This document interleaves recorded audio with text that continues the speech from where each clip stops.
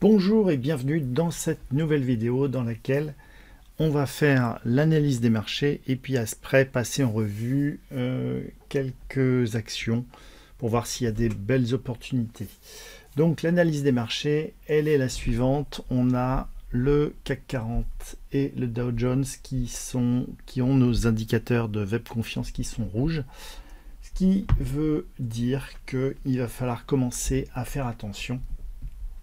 On a une faiblesse, alors ils ne sont pas encore tous rouges, hein. On a encore le Nasdaq qui est très vert, on a le S&P 500 qui est aussi vert. Par contre, voilà, on a deux indices parmi les 6 qui sont rouges, donc encore en tendance haussière. Par contre, on a le web confiance qui est rouge. Et ça, c'est pas forcément un bon signe. Donc, il va falloir être prudent, notamment sur les marchés français. Maintenant, on va regarder si dans les opportunités, il y a quand même des actions avec des bons potentiels. Donc, on va passer à l'espace de travail pour chercher les opportunités. Voilà.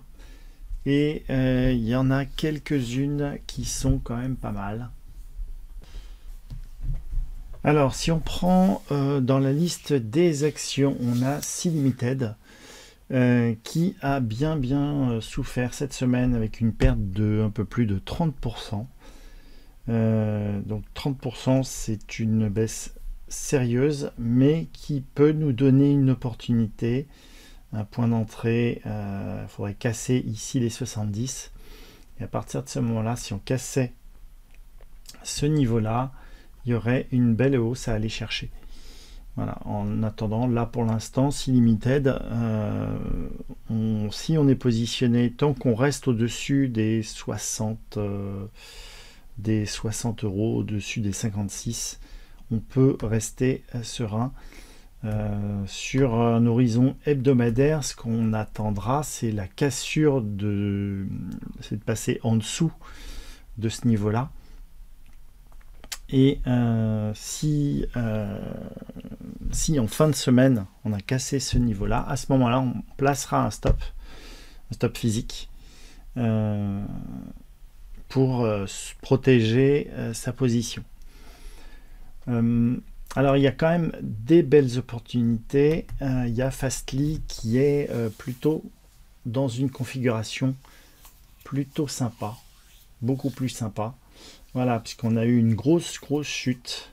Et là en journalier, vous voyez qu'on est repassé au-dessus du stop loss de vente. Donc ça veut dire que si on était en situation de vente, il faudra vraiment arrêter de vendre et couper sa position. Là, on est dans un signal d'entrée. Le fait de casser ici ce niveau-là, ça nous donne un point d'entrée qui est assez intéressant. Vous voyez qu'en plus, on a ici, on passe d'une tendance baissière à une tendance haussière. Donc on avait l'indicateur confiance qui était baissier jusqu'ici, qui commence à être haussier. Là, avec une belle augmentation des volumes, on casse ici ce niveau-là et on passe maintenant en tendance haussière. Donc là, c'est un très bon point d'entrée avec un objectif de cours qui peut être, si on regarde par rapport au dernier plus haut, alors là, on est sur un niveau de résistance ici. Voilà, donc on a les 19 euros à aller chercher. Et puis après, on peut aller chercher les 29 euros. Donc il y a un petit x2 à aller chercher sur Fastly. Donc un petit x2, ça peut être sympa. On voit qu'au niveau du RSI, vous voyez qu'on est repassé au-dessus des 50. Donc ça, c'est plutôt un bon signe. On est passé et en hebdomadaire et en journalier. Donc là, Fastly me paraît être une belle opportunité, malgré le fait que les marchés va falloir faire attention au marché, à l'état des marchés dans lesquels on est actuellement. Alors après, on va regarder Grayscale Bitcoin Trust. Donc ça, c'est un ETF basé sur le Bitcoin, donc qui est corrélé au Bitcoin. Donc en journalier, c'est pas le pied, mais en hebdomadaire, c'est plutôt pas mal. On est au-dessus du stop loss de vente, donc on est en train de repartir. Donc le Bitcoin, pourquoi pas.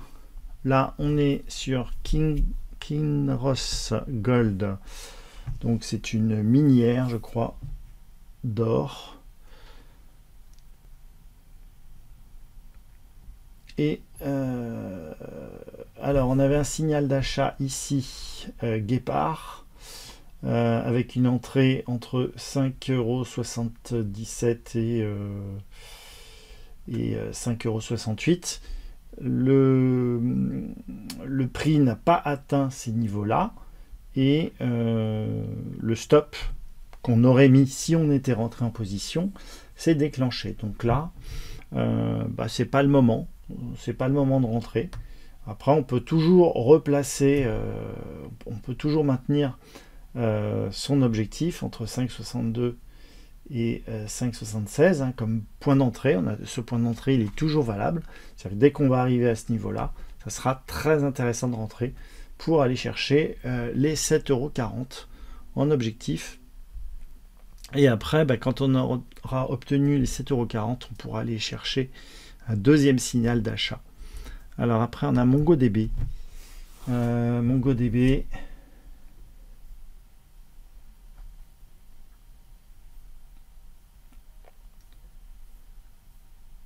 MongoDB qui est plutôt pas mal en hebdomadaire et plutôt sympathique aussi en journalier.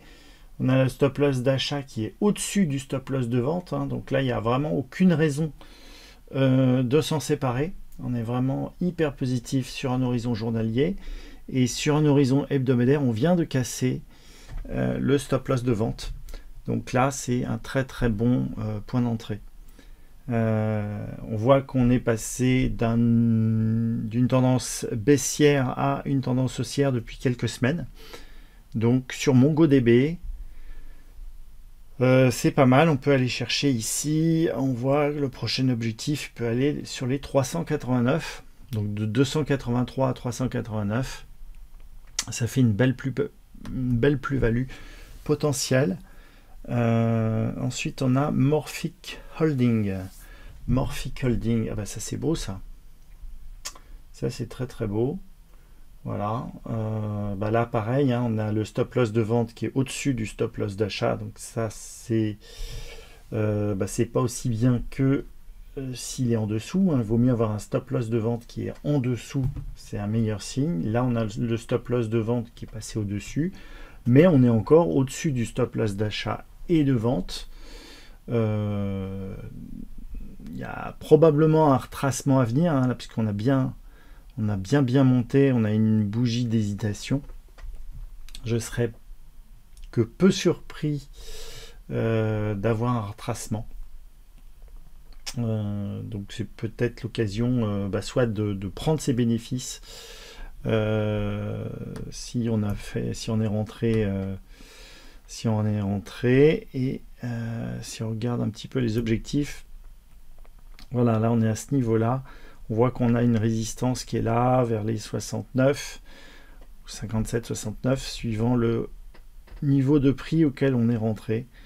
Ça peut être intéressant en tout cas d'alléger une position. Vous voyez qu'il y a des chances qu'ici on vienne buter sur ces niveaux de prix là vers les 65 66, donc il y a encore 10 € à aller chercher.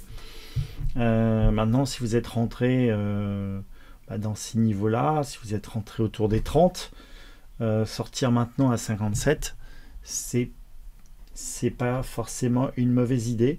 On voit ici qu'il y a une belle augmentation des volumes, donc c'est probablement de l'accumulation. C'est pas encore, je pense, du délestage. Voilà, là, si on regarde la tendance ici, au niveau du RSI, on voit qu'on a une belle tendance.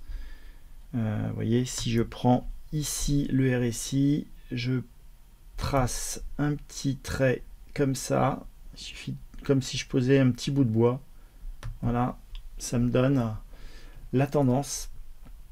Et vous voyez, tant que je ne casse pas au niveau du RSI ce niveau-là, je peux rester en position pour aller chercher la tendance jusqu'à ce que ça casse. Donc je ne vendrai pas malheureusement tout en haut, mais par contre ça m'évitera de perdre toute ma plus-value. Voilà. Donc après on a Nemetschek, je ne sais pas comment ça se prononce.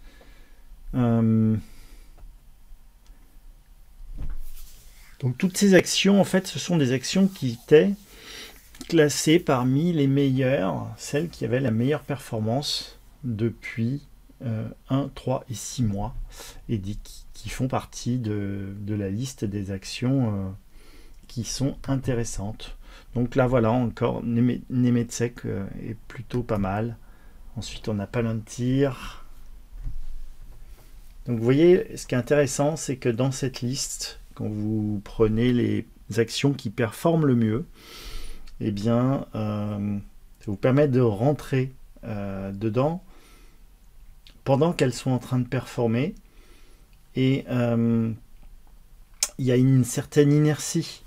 Vous voyez, elles sont vraiment magnifiques. Ça fait plusieurs semaines en fait qu'elles apparaissent dans la liste des meilleures actions.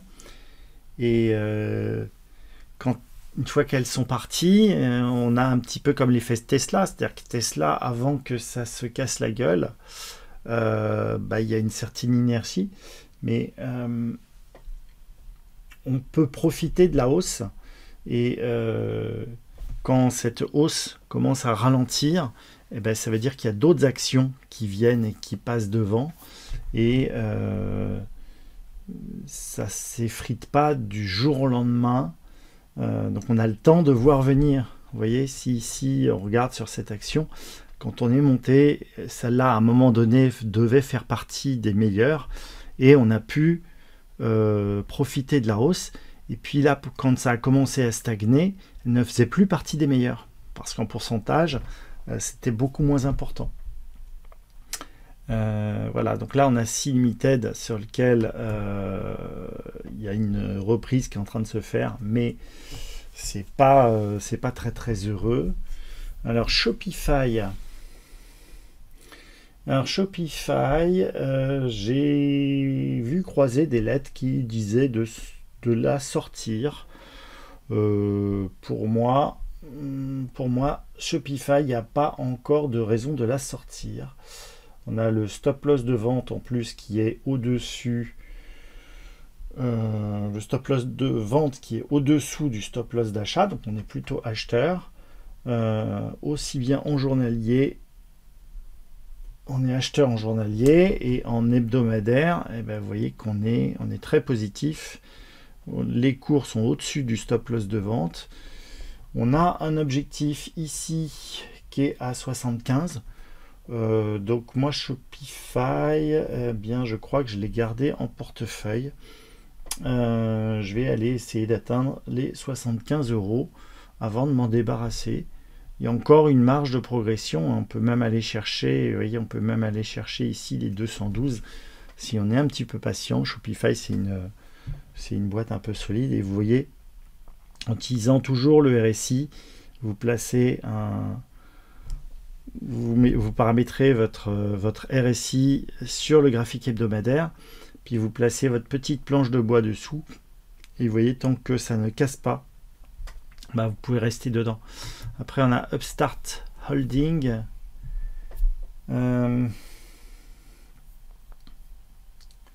Upstart Holding, alors ça, on n'est pas encore en tendance haussière en hebdomadaire. Par contre, on a le web confiance qui est vert, donc ça fait un petit moment que ça commence à se construire. On voit qu'en hebdo, en journalier, on est passé au vert avec un stop loss de vente qui est au-dessous du stop loss d'achat, donc ça c'est très positif. Et une belle augmentation des volumes.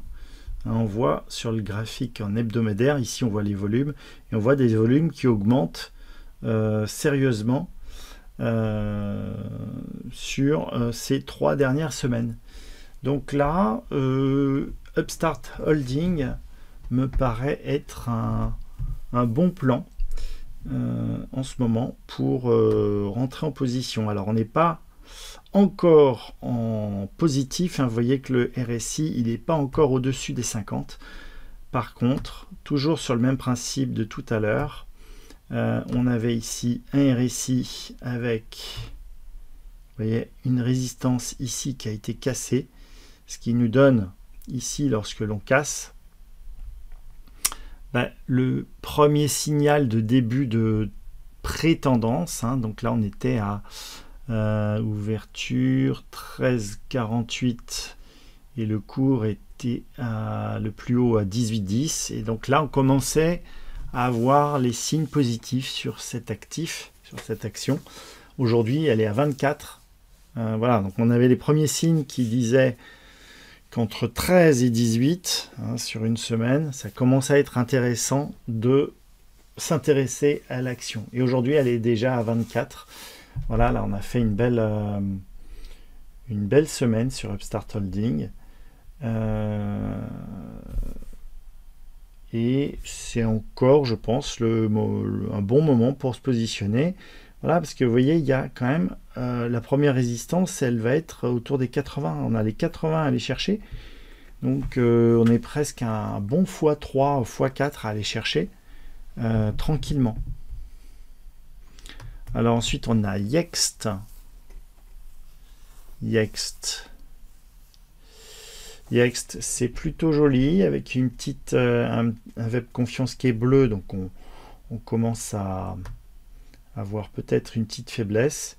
On est encore au-dessus au-dessus de 50 sur le RSI. Par contre, si je trace ici le support du RSI, là, on va voir est-ce qu'on est bien ou pas. Hop, donc vous voyez, il suffit de bien se mettre comme ça. On est encore pas mal tant qu'on ne casse pas ici ce niveau-là. On peut rester dessus. Si on regarde sur l'horizon journalier, on n'est pas encore en tendance haussière. On est positif. On est positif sur l'indicateur de confiance, mais on n'est pas encore en tendance haussière, mais ça devrait pas tarder. Vous voyez que le RSI il est passé au-dessus des 50. On est encore en dessous de certaines moyennes mobiles, c'est pour ça qu'on n'est pas encore haussier, mais ça devrait pouvoir s'arranger, parce qu'on voit que la tendance hebdomadaire est plutôt positif. Yext, on est sur de l'intelligence artificielle. Voilà, donc c'est tout pour l'instant, c'est tout pour cette semaine. Ce que je voulais partager avec vous. N'hésitez pas à mettre en commentaire ce que vous pensez de ce format de vidéo. Est-ce que vous pensez que c'est trop technique? Est-ce que vous voulez que je vous parle d'analyse fondamentale? Est-ce que vous préférez que je vous parle d'ETF, hein, qui est une autre manière d'investir, et notamment la possibilité de faire des investissements où on va s'en occuper une fois par semaine, une fois par mois, pardon, on va faire un arbitrage une fois par mois, et il est même possible d'investir en faisant des arbitrages une fois par an. Voilà. Dites-moi en commentaire ce que vous aimeriez dont je vous parle. Je vous dis à très bientôt pour une prochaine vidéo. Ciao, ciao. Bon, c'était pas terrible.